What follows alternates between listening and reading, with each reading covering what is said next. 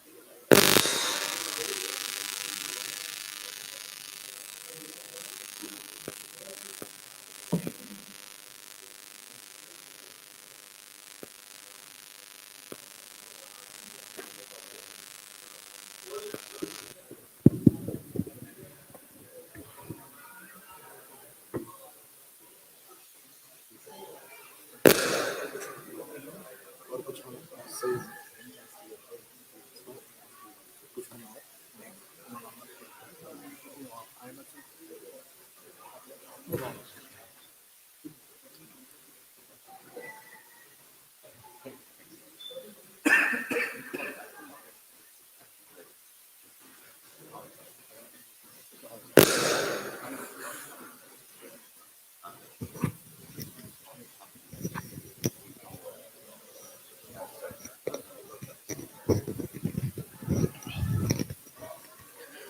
alaikum warahmatullahi wabarakatuh. Bismillah. Alhamdulillah wassalatu wassalamu ala rasulillah wa ala alihi wa ashabihi ajma'in amma ba'd.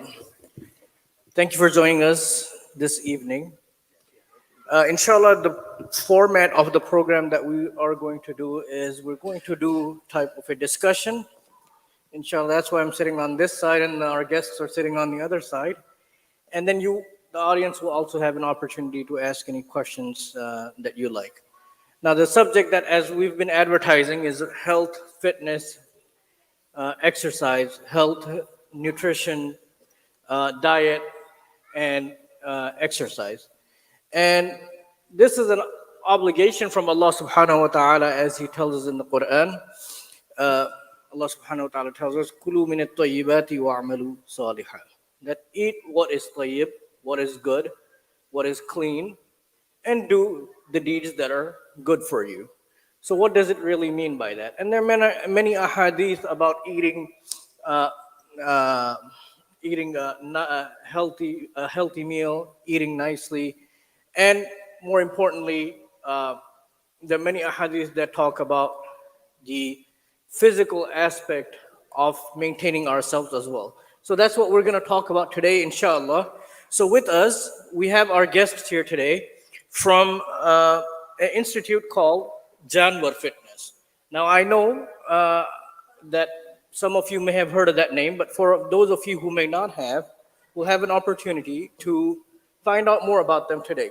So I'm going to introduce you a little bit. So to my immediate right, we have Hafiz Mujtaba Ashfaq, and in the middle we have Hafiz, or almost Hafiz, as I've been told, Shakil Shafiuddin, and then we also have Sheikh Saad Qadri with us this evening as well.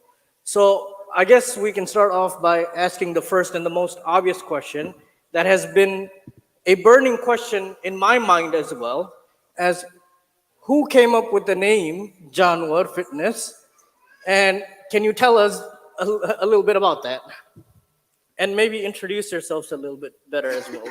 Assalamu alaikum. Yeah, so I came up with that name.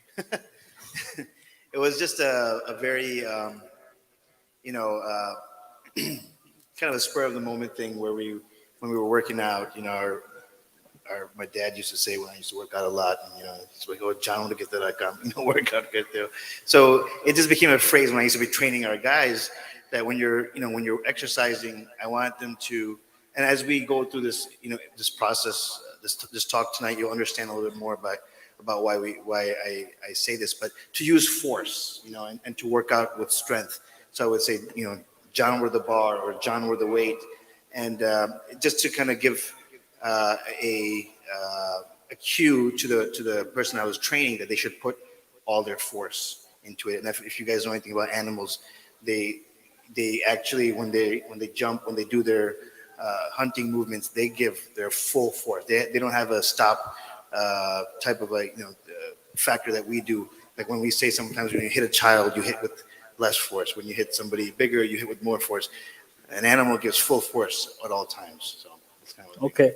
That's good for us to know, because generally in our culture that's usually used in a negative sense, and most of the time it's from your parents who are referring to you based on your behavior. So it's not like that. No, is what you're saying. No, it's a good characteristic to have when you're working out. All right, that's good to know. Can you give us a little background about yourself and what you do for? Yeah, so I started the company Jaanwar Fitness in 2015. I've been training for about 30 years now, and I've been coaching others for about 20 years now. So I have a background. I went to medical school for a little while as well. I finished medical school, but I'm not a doctor. And then I just had this passion for fitness. I just had this, initially it started off as just getting stronger, getting big muscles, and just looking good. And then as I got kind of into it, maybe 10, 15 years into it, I started to realize the health benefits from it. And I started to realize the immense health benefits that I was seeing from exercising and working out and lifting weights compared to people who were not. And, that's just generally in my community and generally amongst my friends. I started to notice a lot of things. Especially as we age in our community, you hit the 30s, you get married in your late 20s usually, and then you get you hit your 30s and you're working and life as we call it happens. And I started to realize the benefits that I was seeing from exercising and working out. So I just started this whole thing about coaching, and then it became, it started off as physical training, and then we started kind of moving into nutritional training and just coaching in general about a healthy lifestyle, which just has so many facets to it, right? It's not just your body; Sure. it's your mind, body, and soul. We always say. So now we've been kind of training a little bit more deeper. Okay. What about your colleagues here? So, alhamdulillah, assalamu alaikum, rahmatullah. I've been working out since high school. We were always in sports. We went to high school together. Uh, Moana Haqqani was our first MSA president at Glenbard East. Um, so when I was at Glenbard East, a lot of it was I was into sports. I gymnastics, basketball, football. I played on a lot of teams. However, my junior year, ended up tearing my ACL. When I tore my ACL, I didn't have an outlet to do anything because back in high school, I was probably 5'6", 5'7", and about 120, 115 pounds. I was so skinny that our family would call me Gandhiji because I was so skinny. So when I couldn't do any sports, I started getting depressed at such a young age that my whole life kind of revolved around sports and I couldn't really do anything. Um, so then I started lifting. Then over the years, obviously, you have work, you have kids. I kind of disconnected from being serious about exercise. Uh, and then when my father passed away, a lot of his conditions were because he wasn't as active as well. He did what he could, but at the same time, there wasn't emphasis put on the exercise at home. He was always busy. There was no time. So then around that time, I started getting more into fitness. And during COVID, I believe, Sheikh Saad had just moved back from all of the places he's moved. So I saw him at Fajr one morning and I was like, man, I need some motivation to work out because that winter was really cold and I didn't want to get up myself. So I'm like, hey, you want to come to my garage and we can work out together? And I thought he was just going to brush me off and he said, yeah, I'll come. And then I'm like, what? So when he said I'll come, I was like, now I have to get up. So it kind of forced me to get back into it. And then when they started training together, Sheikh Saad and Shaquille, a few weeks later, they're like, hey, we need some help. Why don't you come join? So that's how I kind of get affiliated and associated with Jaanwar. All right, Sheikh Saad, can you tell us what role you play in here? And I hope that it's more than just a spiritual coach, because that's what a lot of people may assume. No, okay. Assalamu alaikum wa rahmatullahi wa barakatuh. Bismillah wa salatu wassalamu ala rasulillah, amma ba'd. So similar to Hafizab's journey, like when I was younger, I was very active and involved in sports, but the main sport that I was involved in was hockey and wrestling. In wrestling, you had to work out. Maybe it was more body weight workouts, but we had to work out. By the time I completed high school and went to madrasa, that was the main way to get your tension out from any failed sabak or anything of that nature, and so we would hit the weights hard. Then I went to college, and Shaquille Saab was my roommate, and so as you can tell, he likes to work out, so I continued. After getting married and after some time, I left it, and that was a big regret. In my late 30s, after serving as imam, or while serving as imam, I started getting very depressed and started struggling with mental health. So one of the things I was told, try to be in nature more and try to exercise more. So I got back into working out. And at that point, I started training personally through a trainer in Wisconsin, but I also started studying to become a trainer. And so then I studied to become a trainer, and I was training with someone. Then I moved here, and a week or so afterwards, I saw Hafiz Saab, Hafiz Mustafa at Fajr. So we started working out together, and then Shakil Saab told me that, hey, I'm starting this, we want to help out. And so he was looking for so long on the north side, he brought it to the west side more permanently. And then I agreed, and so I also am a trainer there. And alhamdulillah, it allows for Muslims to see, because the Prophet ﷺ has told us, Al-mu'min qawi khair min mu'min da'if, that to be a strong believer is more beloved, khair wa habbi ilallah, and more beloved to Allah than a weak believer. And so it's part of it, this idea that I wanted to show the people as I serve as part-time imam, that this is not merely something that some people do. This is a habit that believers should have. Okay, that's great for us to know. So that gives us a little bit of background of the brothers here. That tells us that they have the experience and the qualifications that are needed in this field, so that we can better benefit from them, inshallah. So with that being said, we're going to divide it in three different segments that we want to talk about. We want to talk about health, we want to talk about nutrition, and we want to talk about exercising. And all three are related to each other. You cannot just do one without doing the others and expect great results. All three of them go together. So let's talk about health. What would you say, or how would you describe a healthy person? Is there a specific look that they need to have, or they need to be able to lift a certain amount of weight to be considered a healthy person? Or So how a does that healthy work? person is a person of sound mind, body, and soul. That's number one. So if you have a person who's physically, there's no such thing as being physically healthy, mentally ill, and spiritually ill. It doesn't work. There's no such thing as spiritually. I also is kind of emotional, you could say, right? So emotional and spiritual. From a dini perspective, we'll call it spiritual. I don't pay heed to the emotional. Then there's, if a person is physically, mentally sound, but physically unhealthy or spiritually unhealthy, then that person is not completely healthy. And same thing as spiritually. Some people say, oh, we are very spiritual, right? They come to the masjid all the time, they're praying, this and that. They think they are healthy. Your spiritual health cannot be complete without your physical health or your mental health. It's impossible. So you have to be of all three things, has to be of sound mind, body, and soul in order for a person to be truly healthy. Doesn't matter. Now we can get a little bit more technical about weight and whatnot. And I can tell you in a very simple term that strength equals health, right? So yes, strength does equal health. So how much do you lift? How much can you move?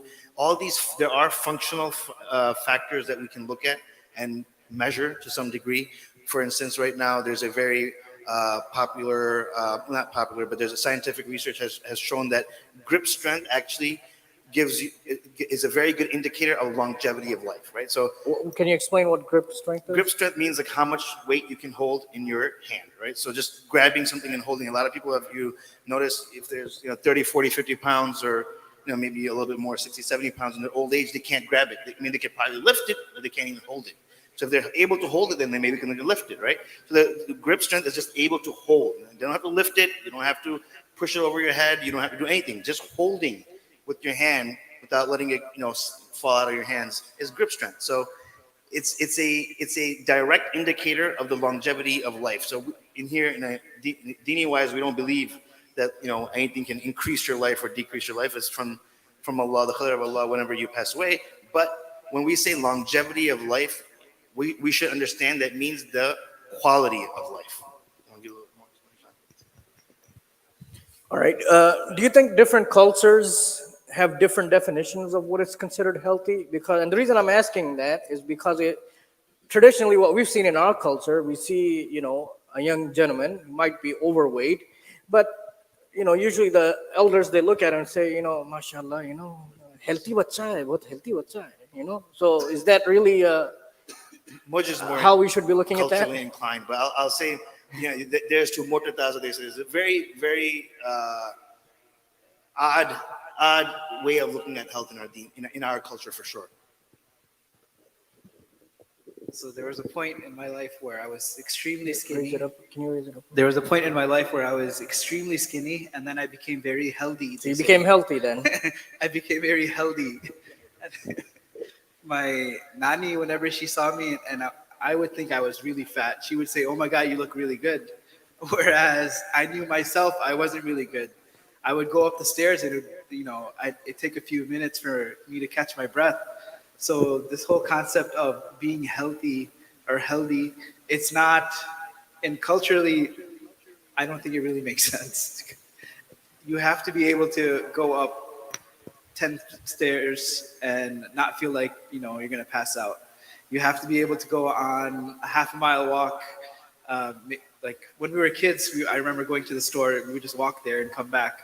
If in this age, I see some people, they walk like, you know, just from parking lot, for example.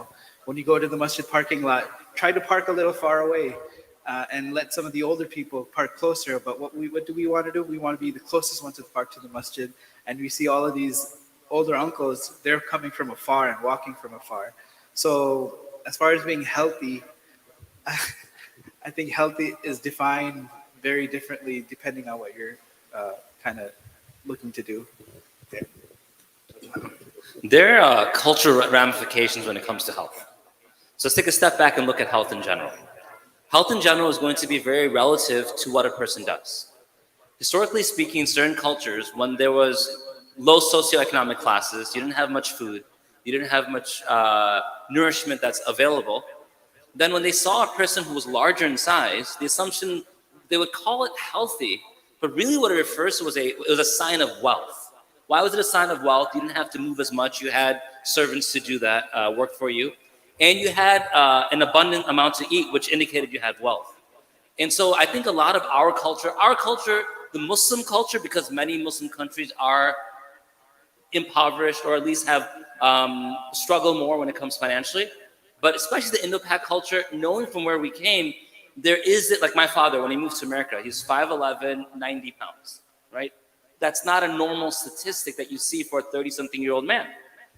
And then when he came here, he obviously gained weight. So when we're talking about healthy, from a cultural perspective, I think that was always tied to wealth rather than health and having a sound state of living and being. That's very different than like a medical or a exercise-based definition of health, which I'm not going to get into right now. But you see the difference is there's a social ramification there. Sure. Now, all three of you, you've shared your backgrounds, you've shared your stories. Now, is there any time that you think that it might be, because, mashallah, we have a audience here that is, a variety of age here. We're also streaming this. We have audience online as well. Do you think that it's ever too late for someone to get started or make correction in their life? Because hopefully, we're hoping that inshallah this doing program like this will bring a positive change. So let's say someone who's maybe 50 or 60, and they have really not maintained their health as they should have or they would have liked to be. Is it too late for them now to make any changes? One of the beauties of health is that this is a daily, and this health on a daily basis is going to be important. Health is functional. Health requires us to be able to function within our lives to be the best person possible.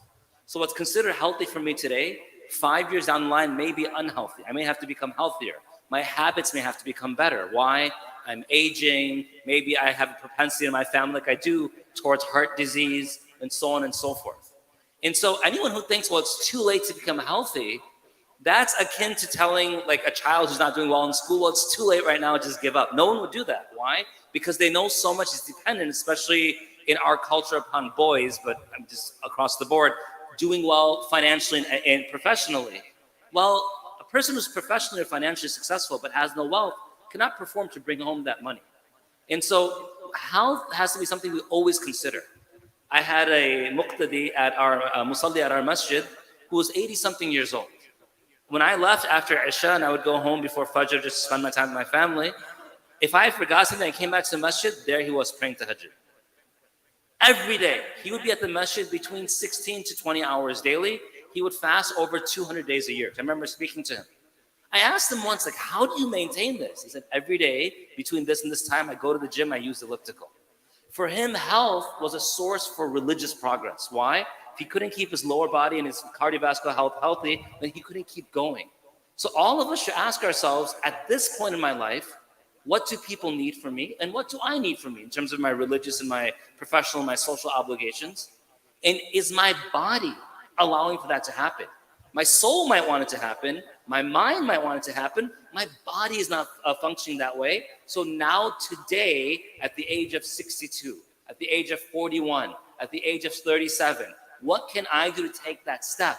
So as we further ourselves down the line, we can take the prophetic example to maintain healthy. The Prophet ﷺ was healthy. Hazrat Ammar bin Yasir radiallahu anhu was in his 90s fighting in jihad. No difference. Why? Because they knew what their body had to do to gain the pleasure of Allah. So all of us should recognize it's never too late, and you don't have to do a lot right away. There's some simple steps to start, and then you can build slowly but steadily. Jazakallah khair, thank you for that. And you touched upon a point that I was going to ask you about it, because us as Muslims, we know that we have a role model for us, and that role model is the Prophet sallallahu alaihi wasallam. And oftentimes we hear about this, and we try our best to emulate him in his manners and his behavior. But rarely do we ever hear people talk about his physical appearance and what he looked like. Can you shed some light on that, maybe? So the Prophet ﷺ, one of the things I wanted to realize when Allah Ta'ala says in Surah Al-Ahzab, لَقَدْ كَانَ لَكُمْ فِي رَسُولِ اللَّهِ أُسْوَةٌ حَسَنَةٌ, that in the Prophet ﷺ, أُسْوَةٌ حَسَنَةٌ is the best example. For the people, لِمَنْ كَانَ يَرْجُو اللَّهَ وَالْيَوْمَ الْآخِرَ وَذَكْرَ اللَّهَ كَثِيرًا. If we desire Allah, His pleasure, so on and so forth, the hereafter and the rewards, and remember Allah greatly, He's the best example.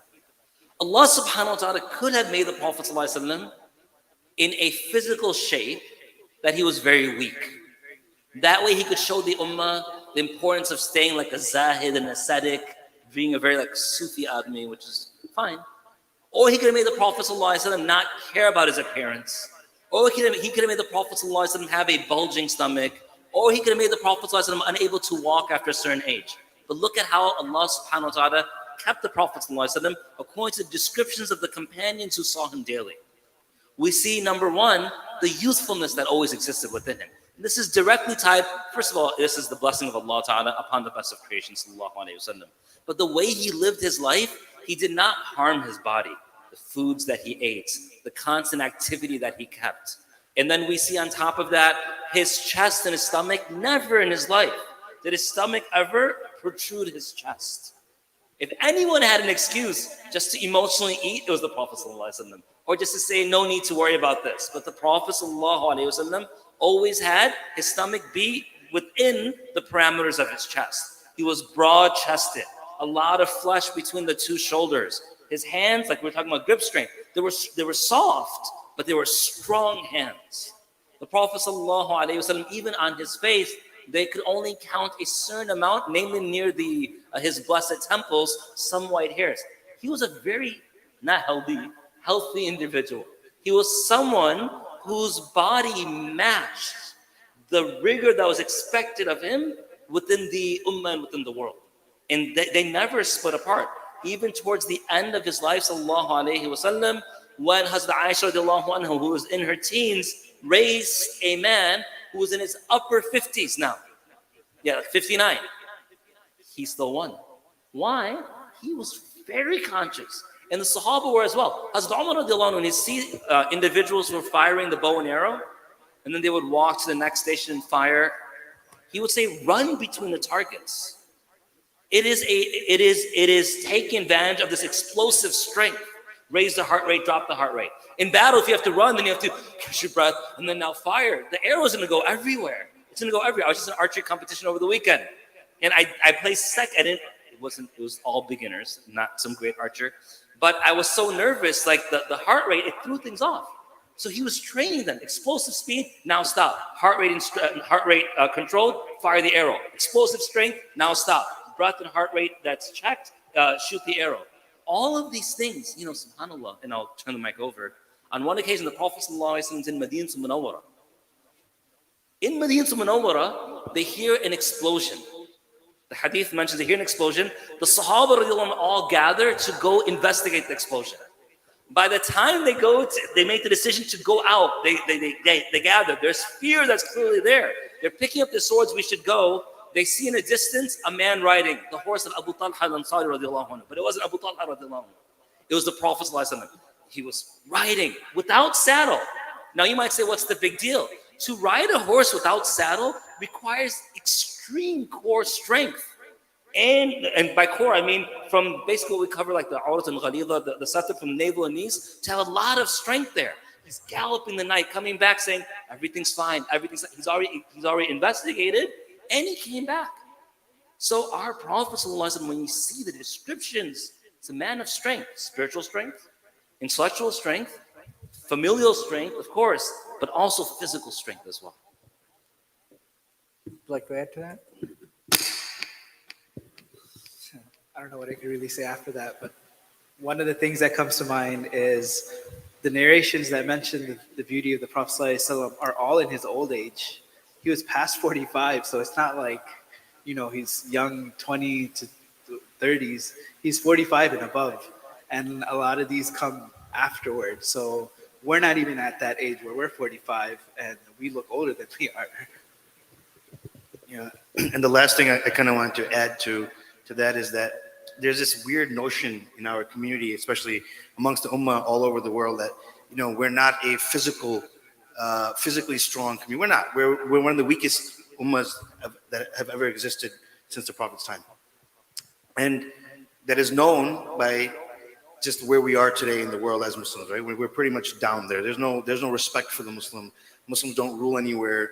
Trash left and right. Every country you see, destroyed. Anyone comes and takes what they want. Anyone comes and leaves as they want. But this is not what the Prophet has showed us. Right? This is not the way of the Prophet. This is not what the Prophet said.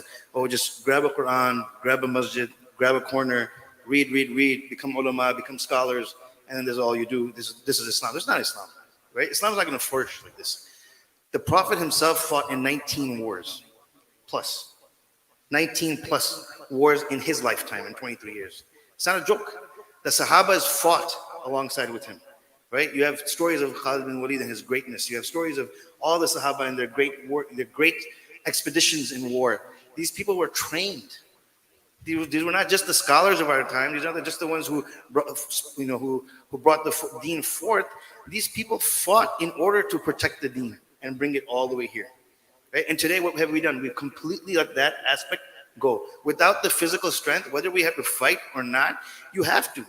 Just to hold on to the words of the Quran properly and propagate that forward, you have to have a certain level of physical strength, or the diseases and the illnesses of the body, they'll eventually spread to the mind, the soul, and you are now passing what we have today, a watered down deen, all the way down today. And you can see it today, right? It was a very watered down deen that we are passing down to our children. We're not holding even half the truth.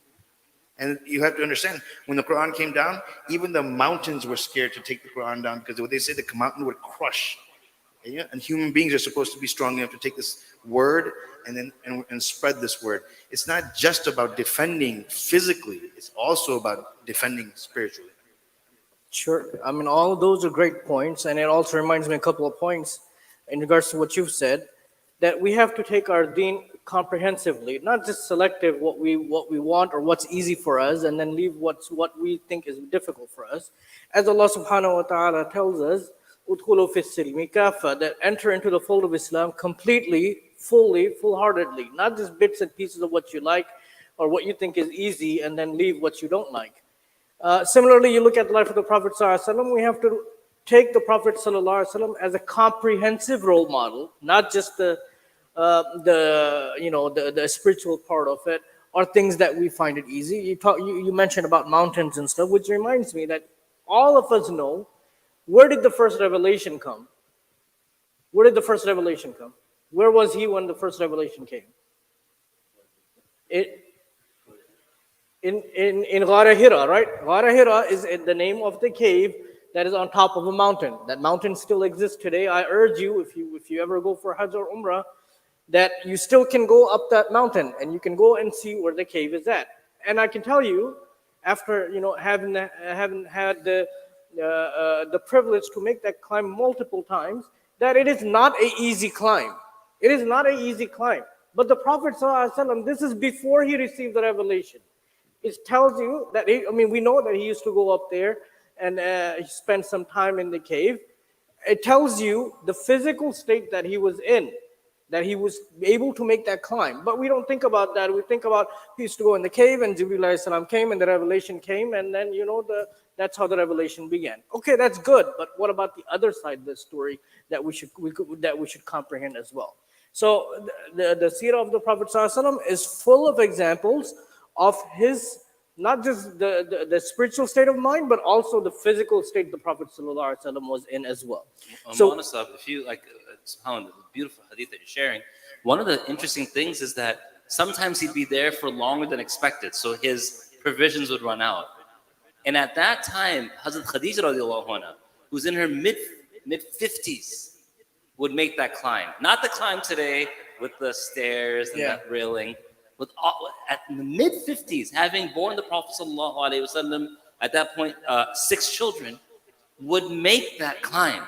So the strength was a practice for even the women. They were people of fortitude and strength. And she would make the climb to support the Prophet ﷺ's reflection and whatever he was doing at the Hannath, what he was doing in the cave at that point. So it even extended beyond a man ﷺ at the age of 40.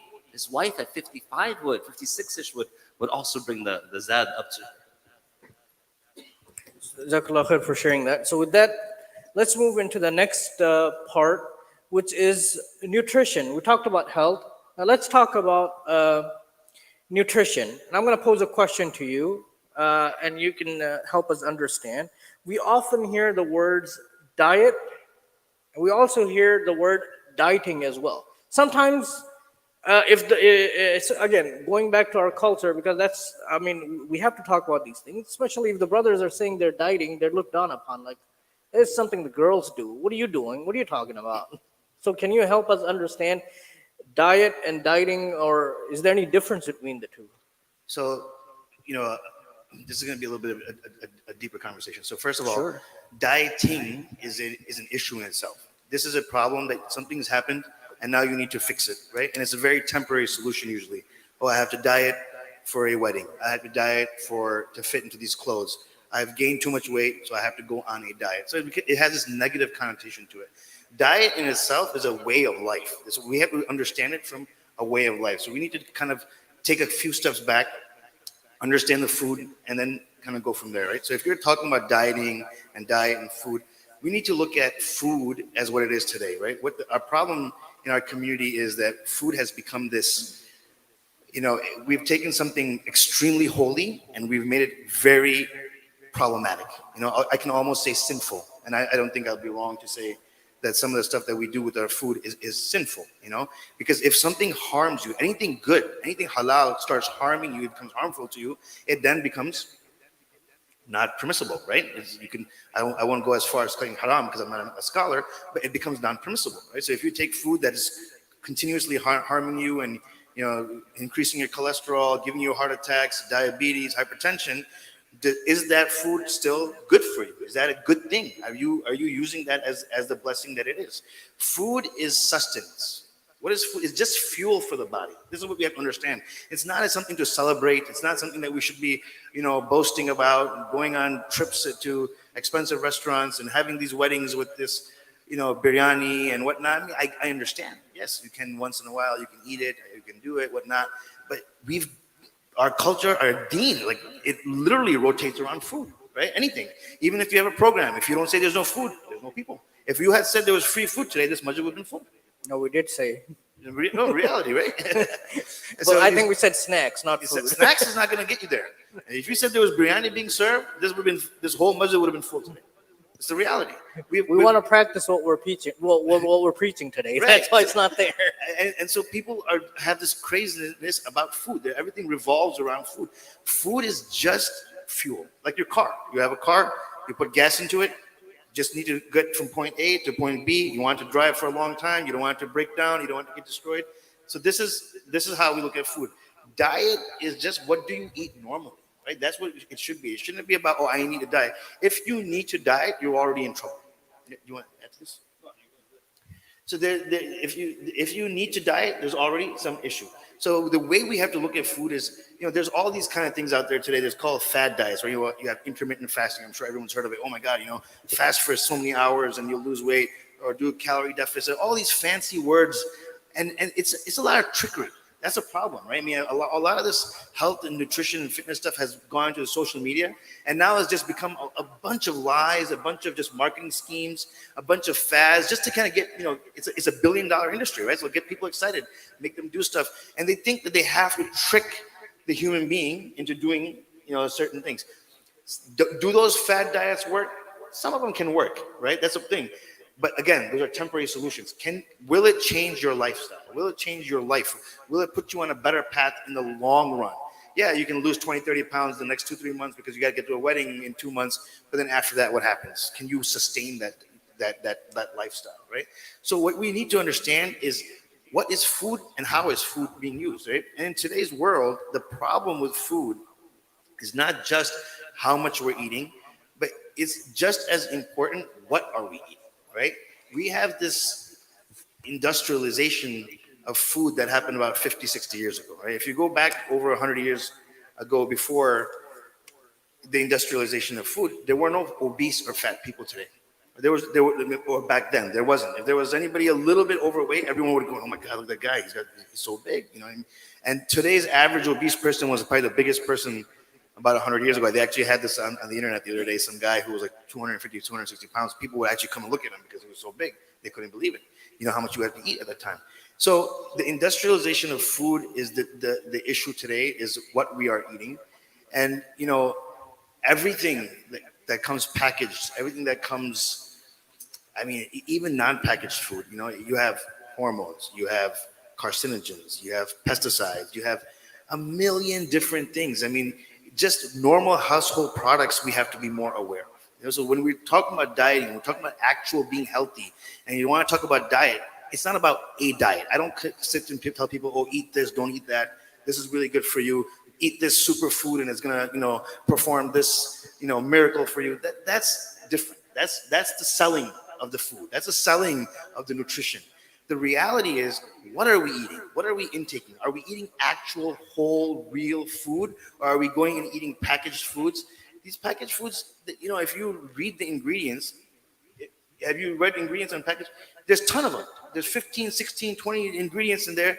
And 90% of the people don't know, well, 99% of the people don't know 90% of the ingredients on packages. This is the reality. 99% don't know. 99% don't know. And you know why? Because they purposely have, this sodium, this thing, this chemical, that chemical. Most of those chemicals you find out if you start researching are carcinogens, right? We now are learning, and more popular because now that we have social media, you have the internet. I think people put it out there so it gets globalized much quicker. But food coloring is a carcinogen. We didn't know this, right? I mean, you go look at the foods, go to your grocery store. Every single food has some kind of color in it, and you're wondering, like Gatorade. Gatorade has food coloring in it. Cereals have food coloring in it. All your children's snacks have food coloring in it. The issue with the diet is if you go to people's houses and you look in their pantries and you look in their fridge, you'll be shocked. I'm shocked about what the kind of food they're feeding their children and the food that they're taking into themselves. Just filled with all kinds of chemicals and all kinds of carcinogens and no heat. Nobody's caring. There's a halal and tayyib part to our food. There's definitely no tayyib in the food that we are eating today, right? I'm going to give Sheikh Saad. I mean, that leads into, maybe you can touch upon this a little bit. I mean, you mentioned a couple of things that I was going to talk about because I asked you about a healthy person. So can you help us understand what a healthy nutrition looks like, the number of meals per day? And we talked about, in the community, if Muslims are known for one thing, especially here in the Chicagoland area, we know about Zabiha. It has to be hand slaughtered. It has to be certified and all of those things. But that's all we care about. What happens after that, we don't care. I mean, you look at Ramadan is a great example. I have a colleague at my work who asked me this year. Said Ramadan, he knows a little bit about Islam, he knows a little bit about Muslims. And he said, isn't this the month that you guys fast? I said, yeah. He said, you fast from what time to what time? I said, from sunrise to sunset. He said, oh, I used to work at a different company before, but I don't understand how it works for you guys because the Muslims that I work with, at the end of the month of Ramadan, he told me he was fasting, but he looked like he gained some weight at the end of the month of Ramadan. So how's this fasting work for you guys? So we just focus our energy on just one aspect of food. It has to be halal, it has to be hand slaughtered, it has to be certified, and that's all great. We're not disagreeing with that. But then how much should I be eating? 10 pounds of biryani in a day, or what should I be doing? Well, before I turn it over, I want to share one story that Hazrat Umar radiallahu anhu. On one occasion, Umar radiallahu anhu was walking, and one of the companions had come and he had meat in his hand. I can't remember if you remember who the Sahabi was. Was it Abdullah bin Umar radiallahu anhu? I can't remember right now. Hazrat Umar radiallahu anhu saw that he had meat. So he asked him, no, meat, nothing's haram. Right? He said, what is that? He said, O Amir al-Mu'mineen, I desire to eat meat. Gosht, right? Meat.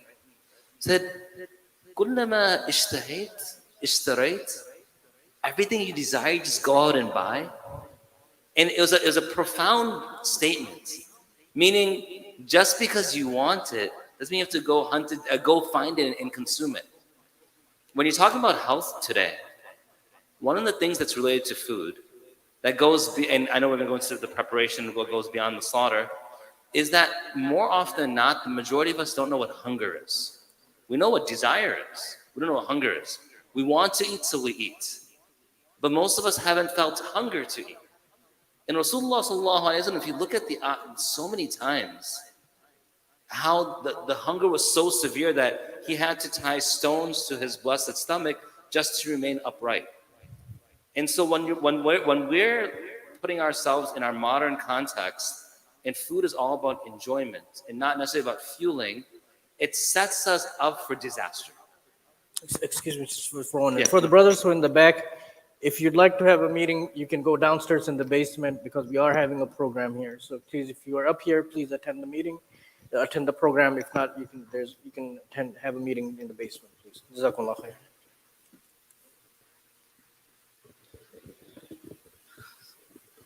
Going back to the original question of what should you eat. So I've tried every diet that you can think of because I've always been the type of person that there was a big tournament coming up, I had to lose weight. There was a wedding coming up, I had to lose weight. My wedding was coming up, I had to lose weight. So if it was Atkins, I've tried it. Paleo, I've done. I even did the Beyonce diet. What does that diet involve? The Beyonce diet is just drinking water, lemon, cayenne pepper, and cucumbers for 3 weeks straight. That's all I ate and drank. So I've done every diet that you can think of. And the one thing I learned from doing all of these diets is you lose 30 pounds, but within 2-3 weeks, you gain majority of that weight back and it completely fails. So one of the things Shaquille taught me was just be more mindful of what you're eating. So for example, what's the app's name again? MyFitnessPal. So in MyFitnessPal, you kind of put in your weight, you put in your whatever you want to put in, your weight, height, what's your age, your goal. You put all these numbers in, and then it tells you how much you should be eating. And then based off of that, if you eat more or if you eat less, it doesn't really make that much of a difference. However, I can say that, for example, my goal was, I think, 2,500 calories. And if you eat a plate of biryani, you're basically covered for that day. You don't have to eat the rest of the day.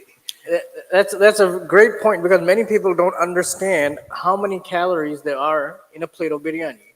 And they end up eating 2, 3, they don't understand. I mean, it's really eye-opening because most of the time you see the end product, but you should see how it is made, what all goes in the biryani to make it for you to understand how rich it is.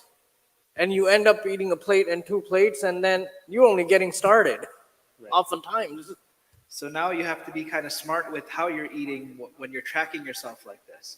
So for breakfast, I would just do 3 to 5 eggs. For lunch, I would do lean meats and maybe some rice. For What's night, lean meats? lean meats is like meat that's not like overly cooked where you take out all the nutrients and everything. It's just kind of lightly cooked or barbecued, something like 6 to 8 ounces or less. So let's say if I had a shawarma sandwich, that's meat. Is that lean? I had a little bit in Depends how there. the shawarma sandwich is made. So some restaurants, they do it nice and clean. Other restaurants, they'll pour like anything and everything and then they'll deep fry it and then give it to you. So that's probably not going to be really good for you. if your hand is stained after you eat, then that's probably not good food for you. No, so I mean, like, just to be simple, scientific about this, there's something called BMR, which means there's a certain amount of calories that every person should eat in order to maintain a healthy lifestyle, right? So that's number one. You can calculate that. You can get these So apps. They that calculate varies from person to person. it person to person, right? So your BMR could be less than mine, depending on your weight and your size. If you're someone who's 200 pounds and you want to lose 15 pounds, and you want to be 185, then depending on your BMR, they'll give you how many calories you should eat in order to lose that weight. If you say I'm 200 pounds, I want to maintain 200 pounds, then there's a certain amount of calories that you should be eating every single day to maintain that weight. Now, there's a couple of problems with that. If you start eating the bad calories, if you have, so let's say you have to eat 2,000 calories per day. If you eat a plate of biryani, you're going to hit 2,000 calories in one shot. Now, you've eaten one time, you've eaten your biryani, you've eaten 2,000 calories, and you can go on about your day. You'll probably can maintain that weight. Calories are a very powerful tool for maintaining weight. This is one of the biggest things, right? There's a huge thing right now, calorie deficit. You start eating less calories, you're going to start losing weight. Very simple formula. Does it work? Of course it works. There's no problem with that, right? But the issue is it, are you losing, are you doing it the right way or not, right? Because somewhere along the way, your body's going to say, this is not enough calories. I can't always be in a calorie deficit. I need to have more calories, right? So then you start eating a little bit more. You start starving after a while. You've lost how much weight you want to lose, and now you're like 1,500 calories a day. This is ridiculous. I mean, I can't live like this. I'm just gonna eat normal. So then you start eating normal, and all of a sudden you're back to 200 pounds. Now you're playing this game, right? Every couple of months you're going calorie deficit, then you're going back to normal. So the quality of calories is huge. The biggest difference maker here is that. So I'll tell you, if you were to eat clean food, one plate of biryani, let's just say, realistically, one plate of biryani is about 900 to 1,000 calories. Okay, I don't know, those little plastic plates that they serve at weddings. If you eat 2 plates, you're at 2,000. Most people eat 2 plates of biryani at a wedding. That's 2,000. Let's just say 2,000 calories. Now you've reached your goal for the day. If you were to eat clean food, meaning like clean food is chicken breast, you have steak, you have salmon, fish, you have maybe some rice, you have broccoli, you have your couscous, you have your sweet potatoes. These are the cleanest of clean foods, right? And when you say, the reason I point these foods out, these wholesome foods, is because walnuts, almonds, because there's 3 macronutrients that you have to be, that are the main macronutrients that help provide energy to the body. There's fats, there's carbohydrates, and there's proteins. These are clean because if you look at the ingredients of chicken, what's in chicken? Just chicken. What's in sweet potatoes? Just sweet potatoes. What's in couscous or rice? Just couscous or rice, right? So this is very wholesome and very natural food. If you eat like that, you would have to eat, if it's 2 biryani plates take 2,000 calories, you would have to eat 6 plates of chicken breast like that in order to get to 2,000 calories. So it's very difficult to get to those 2,000 calories as well. So you can also understand if it's that, if you have to eat more, that means good calories are hard to come by, bad calories are easy to come by. Right? So it just doesn't matter. It's not that scientific, okay, just eat less, eat more, it's okay. It really is the quality of the food that you're eating as well as how much you're eating. When you're eating doesn't matter as much. This is another thing that they did make you believe, oh, don't eat after 6 o'clock, oh, don't eat after 8 o'clock, oh, don't do this, don't do that.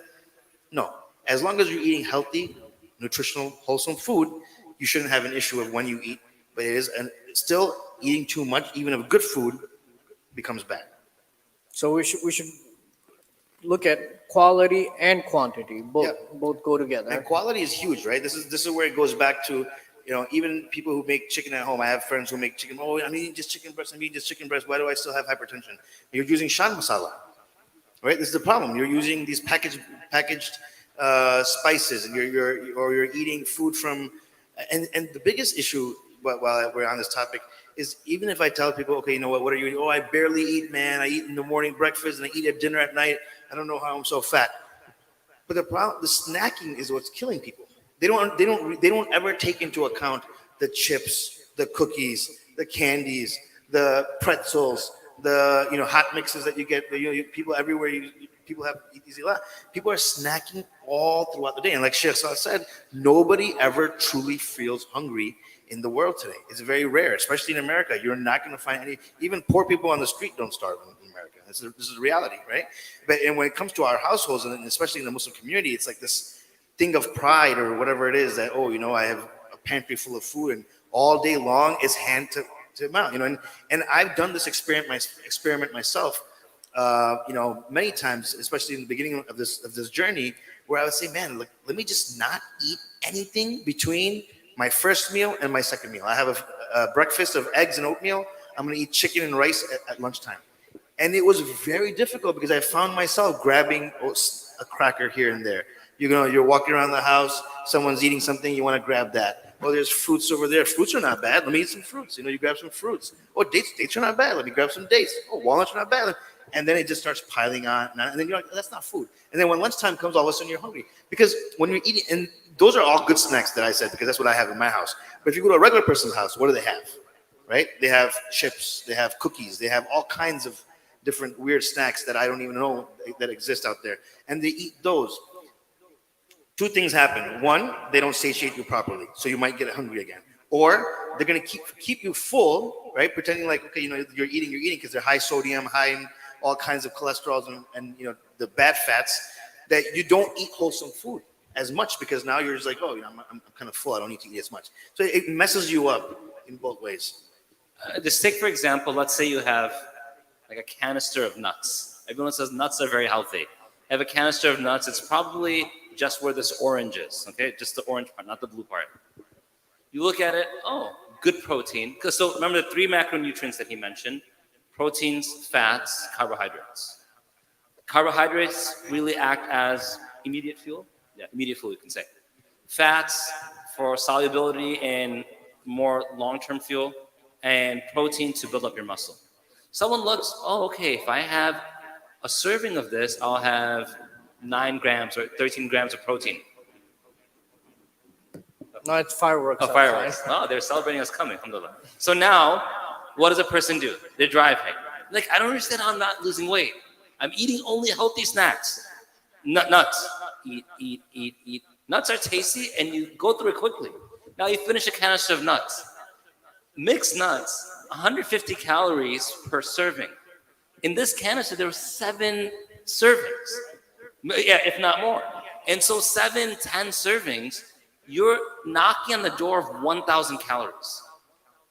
1,000 calories of just the snack before the meal. Now a person's like, I don't get it. I'm having a healthy breakfast, a healthy lunch, a healthy dinner. And subhanAllah, there's a brother who had reached out to me. He's like, I don't understand. All I'm having is nuts for a snack. It's not a big deal. So I asked him, okay, how many nuts? Like, I have like 7, 8 almonds. I'm like, it's not making sense why you're not losing weight. So I told him this. He said, okay, let me be honest. I have like a canister.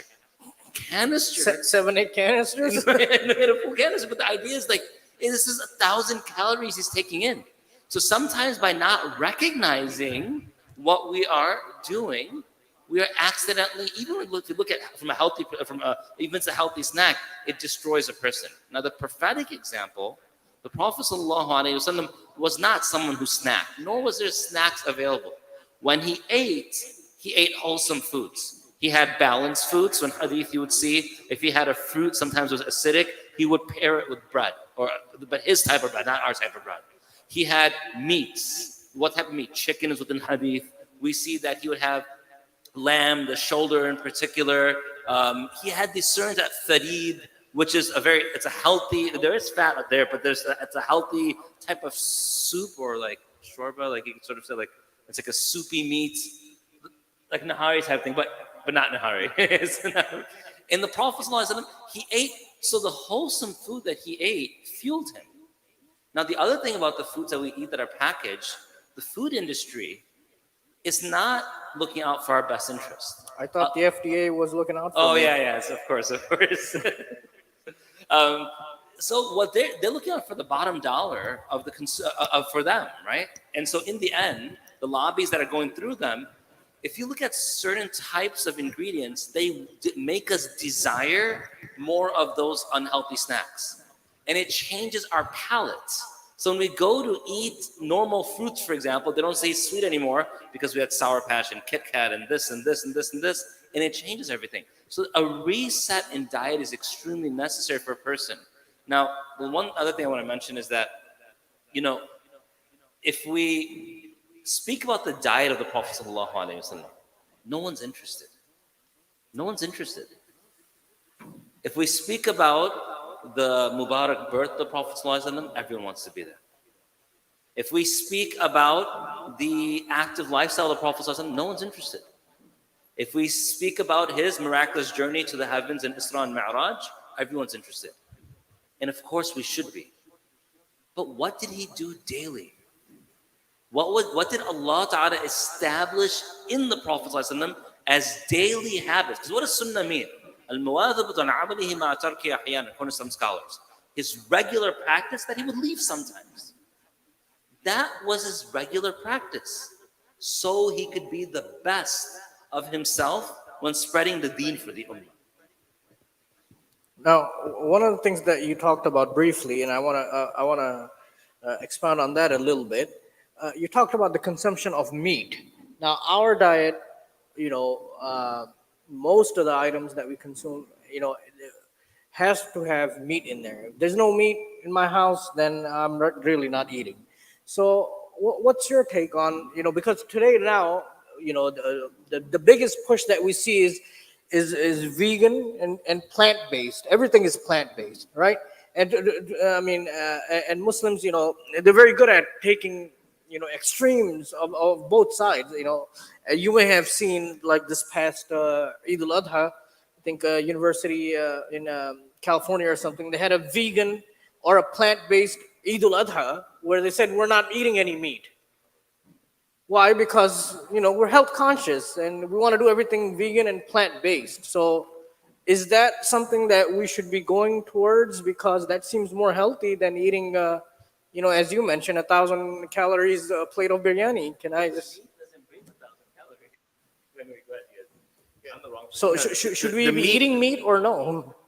There's nothing wrong with meat, right? So let's break it down the ingredients. What's in meat? Just meat.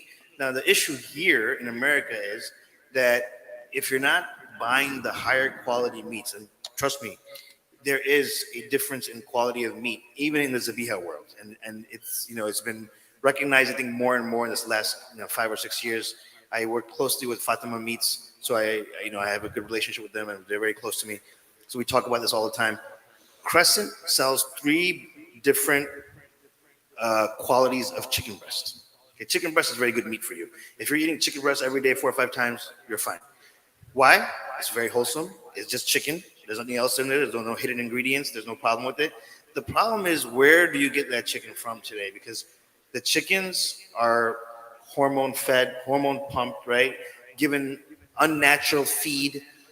Same thing with some, goats and lambs. I don't see that problem too much. They don't have a big industry here. But cows and chicken are where your problematic lies. So if you're eating too much meat, the issue today, which probably wouldn't have occurred maybe 50 years and plus ago, is that you're going to be eating food that is pumped with hormones and pumped with some kind of feed, right? And it's not natural feed that they're thinking. And you'll see it, right? Everywhere you go, cage-free, hormone-free, or natural vegetarian-fed hens. What are they feeding the other hens? Like, the chickens don't eat meat, right? But when you grind up the feed and you mix everything up, they'll eat anything, right? So they don't know what they're eating. Very unhealthy, but it gets them plump, it gets them fat. So is it not just the meat or the plant? Now, the problem with the plant-based diet and the vegan diet is that there's certain things that you can't get, the quality of protein that you get from the meat, you can't get in the plant-based diet. It's as simple as that. No matter how much protein, in order to, let's just say you eat 1 piece of beef and it has 10 grams of protein in it. It just takes maybe 3 bites and you have 3, now you've eaten 10 grams, right? Great. Your stomach's not full, you're not bloated, you're fine, you got the protein that you needed. If you were to extract 10 grams of protein from any plant-based food, you would have to eat a pot of it. For the equivalent of what a small piece of meat can do, the equivalent in the plant-based world is a world of difference, right? And what the body goes through to process real protein, actual protein, not plant protein, there's a huge difference in that. All the activities that happen to break that down, the muscle building, the quality of muscle, the quality of protein synthesis, all of these things get affected. Now, there is a lot of, as long as you're eating the good meat, there's a lot of people who are on the carnivore diet, right? They're just not just the Atkins diet, but like the carnivore diet where they're eating a lot more meat. People with the Have you heard of this arthritis. gentleman? Have you heard of this gentleman called Liver King? Yeah, that guy's unreal. That's not real. The Liver King's not real. But in real people, There are people who had like arthritic problems and other problems, other issues, health issues, that have found relief from just eating more meat. Right? They eat more meat and they have it. But the reality here is it should be balanced. Right? There's not just vegan diet. There's not just plant-based diet. Just meat diet. I don't believe in that. I believe that there should be a balanced meal. Right? This is for the prophetic sunnah as well. It has to be balanced. Yes, there's some breads. Yes, a little bit of meat. Yes, a little bit of vegetables. A little bit of fruits. A little bit of tree nuts are amazing for you, right? Walnuts, almonds.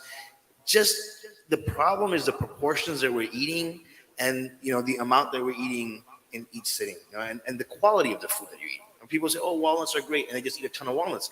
The reality is, if you eat just 1/4 cup of walnuts, which is barely anything. If you take a 1/4 cup and you throw it out there, it's probably like maybe 6, 7 pieces of walnuts. The full walnut pieces. You get 200, 300 calories right there, right? And full of fat, good fat, but full. And if you eat too much good fat, do you think it's going to be? Of course, it's going to be a problem.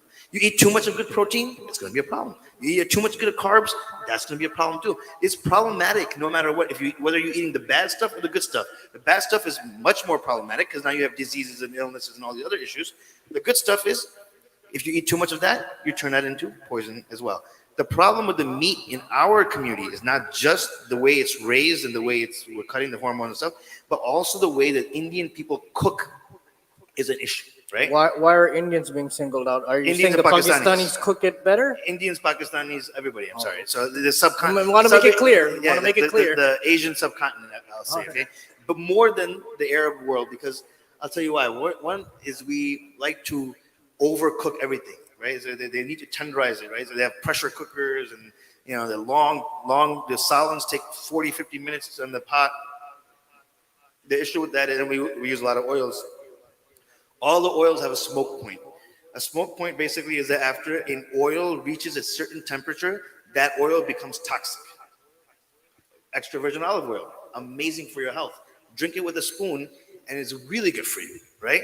But now you put that into a pan and you start heating it. The minute it reaches a very low temperature, it's not even much high. It's not even that high of a temperature. Maybe you cook it on the scale for what, 5, 6 minutes. Now that olive oil has become toxic. Why? Heat denatures, right? Everyone knows this. Heat changes the nature of everything. Yeah, if anything, if you want the plastic mold, what is it? It's heat, right? Anything that you apply heat to, it changes the shape. It changes the chemical makeup of that organism or of that material.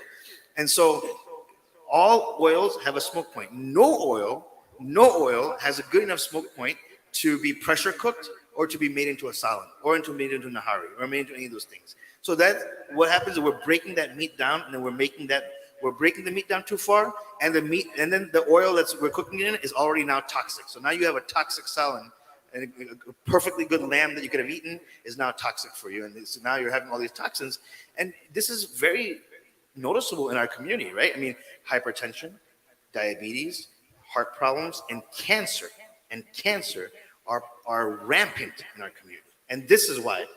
This is the problem. The quality of the food. No, I'm glad you mentioned that, because that's a point that I had on here, but I forgot to mention.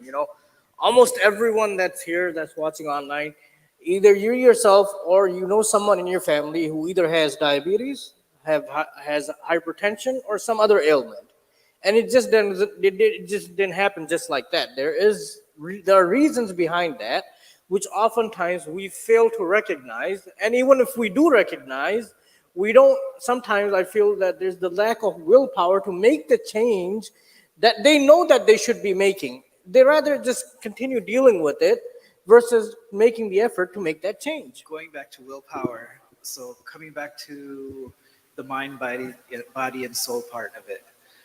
If you can't control yourself eating, you're not going to be able to control yourself from doing sin.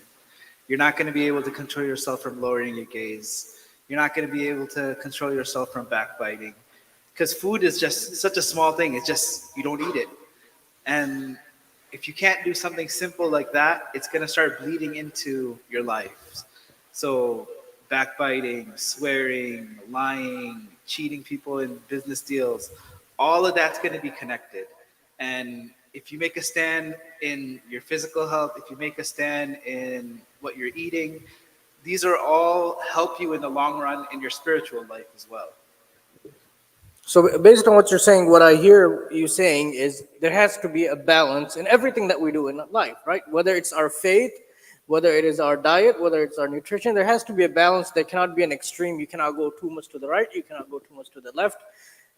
You can, but it's not going to last too long. Therefore, Deen teaches us to take the middle path, take the balanced approach, and inshallah things will work out. So with that being said, I'm going to lead into the last segment that we want to talk about, which is exercise. Now we talked about being healthy, we talked about diet. Now let's talk a little bit about exercise. Now, if I'm eating healthy and if my vitals are good and everything else is looking good, do I really need to do exercise, or what is the definition of exercise? Do I need to spend 45 minutes to an hour in the gym every day, or is that really not needed? So what's your take on that? So I'm going to preface the conversation with the following. Exercise, there's two different, so there's an active exercise, and there's something called like NEAT, which is the type of exercise that just occurs through daily activity. It's just pretty much activity. When we look at pre-modern times, where everything was what we would consider a workout today. Retrieving water was a workout.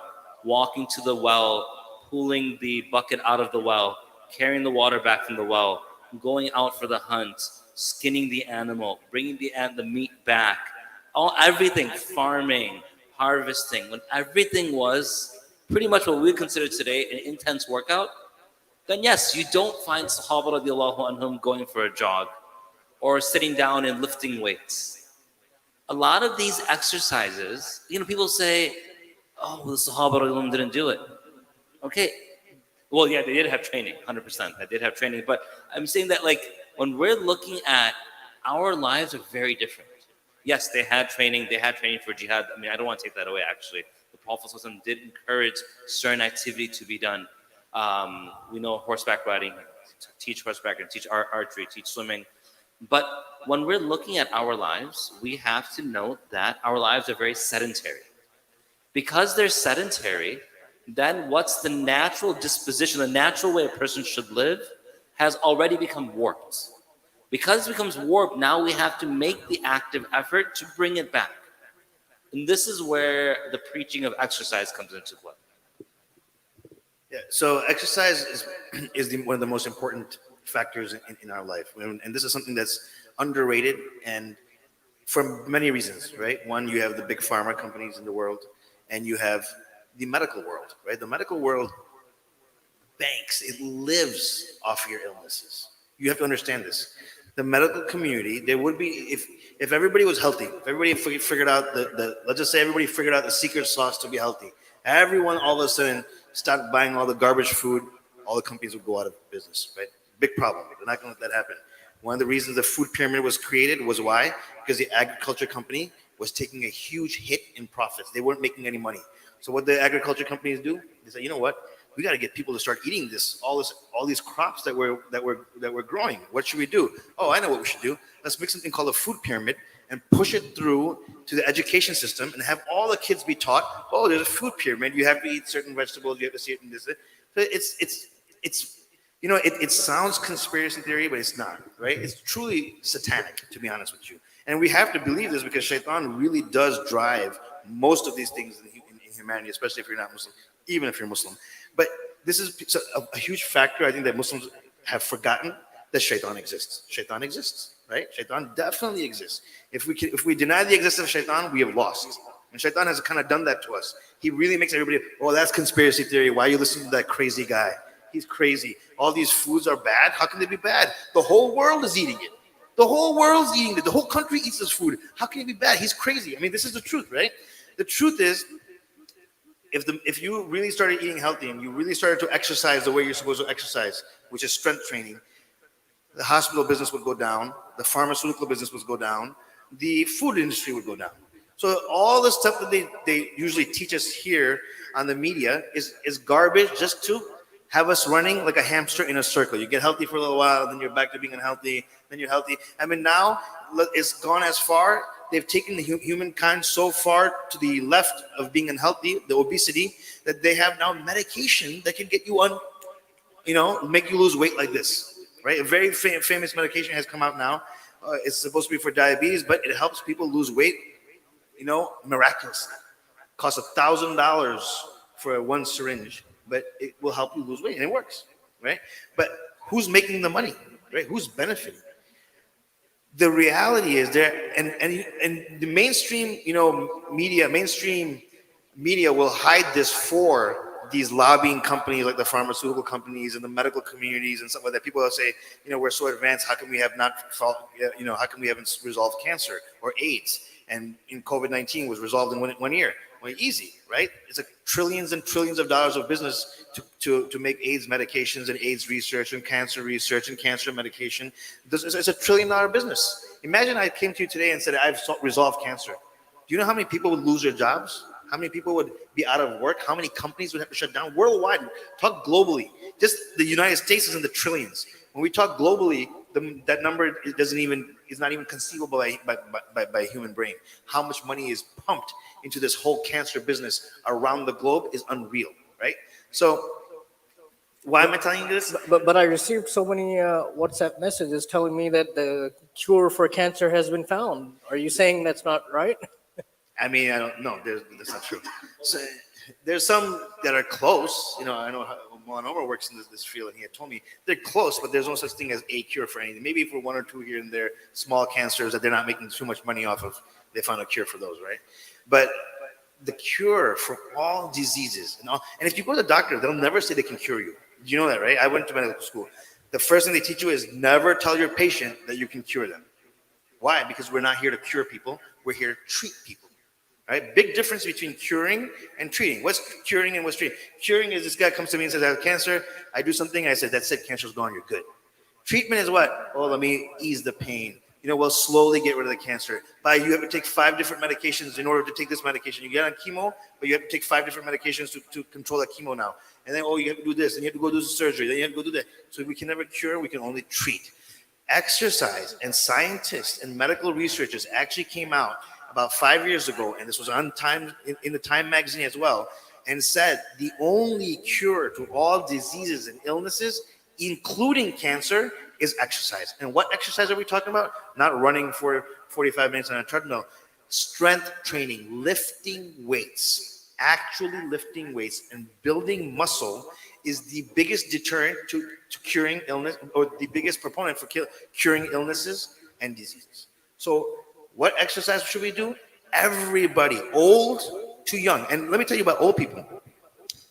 Old people who lift weight, as they get older, bone density starts going down, especially in women, especially in our women.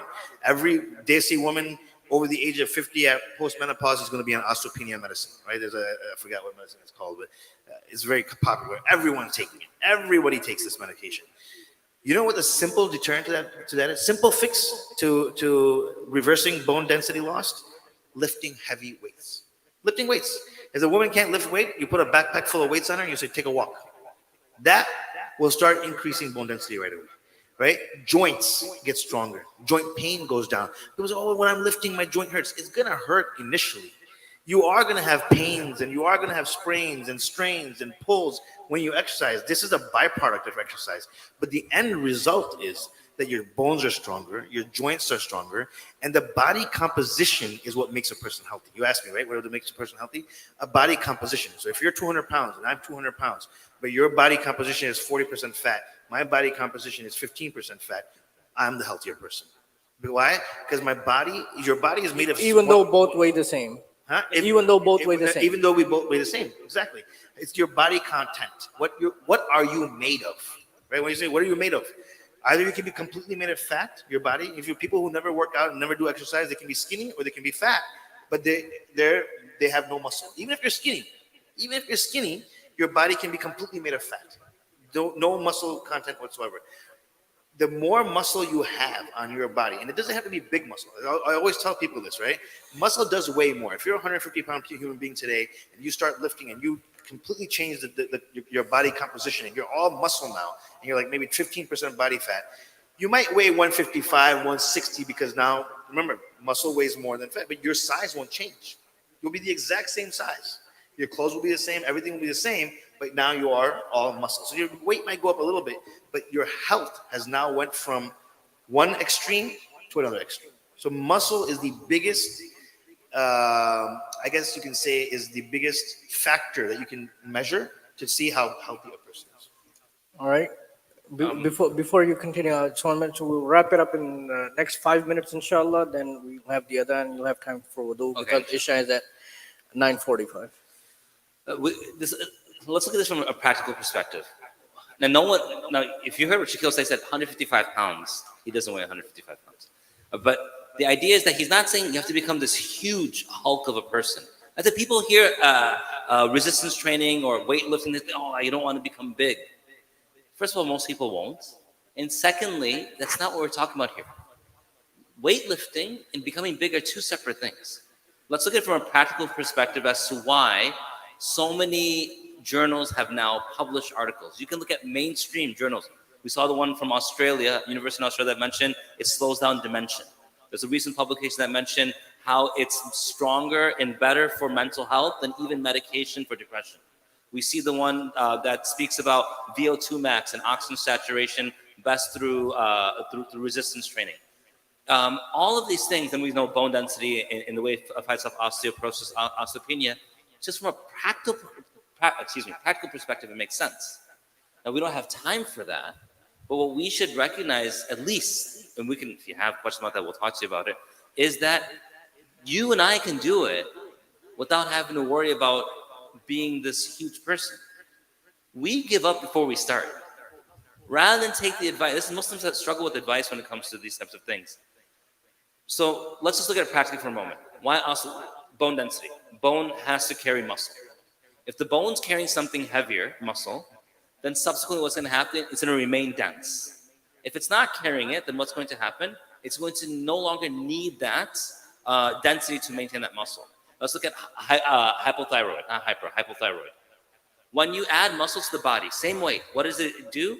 It increases metabolism. When the metabolic rate increases, then what would normally happen through a balanced thyroid, which now has been lost, is at least aided through muscle growth. We're looking at mental health. Why is mental health? Why do they talk about so popularly about lifting weights? If you look at lifting weights, you're constantly progressing. I lifted 5 pounds this week. I'm lifting 10 pounds next week. You have these goals and you're meeting goals and you're actually seeing a tangible growth and increase. So, sorry? Yeah, hormone levels too, 100% hormone levels. We see men in particular, the drop of testosterone. Building muscle maintains and grows that production. And so these are all practical things in our lives that we need. And one thing we didn't even mention is looking good for your spouse. It is important. The Prophet doesn't look, everyone thought he was more beautiful than the full moon. When we take care of ourselves, it also grows love within the home. It's something we should never belittle. The Prophet doesn't look wonderful for his spouses, and Ummahat al-Mu'mineen radiallahu anhunna, and as an example for the Ummah. So anyway, I know we're running out of time, so I'm going to stop.